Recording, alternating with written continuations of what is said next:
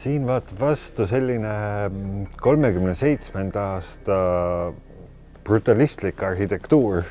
Toimub tegevus erinevates vangilaagrites, Gestapos, erinevad kohad, mida me siis modifitseerime seda.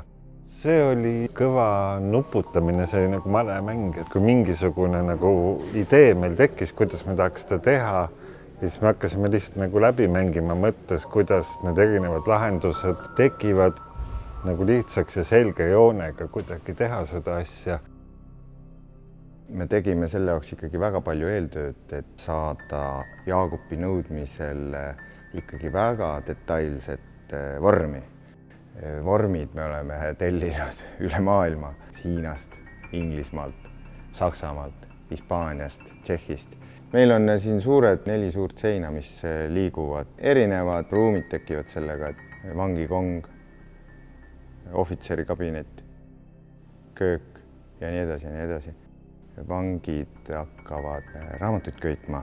Me oleme hankinud täiesti autentsed selle ajastu raamatuköitmise vahendid, aga seda siis juba näeb nagu lavale.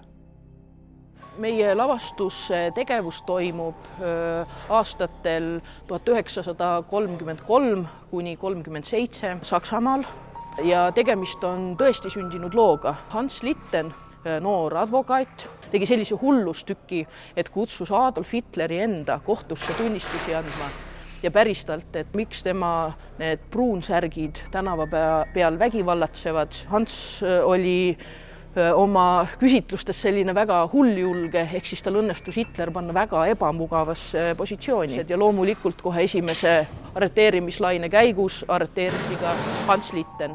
Ja siis ajaloos on nimetatud tänu sellele Hans Littenit Hitleri isiklikuks vangiks.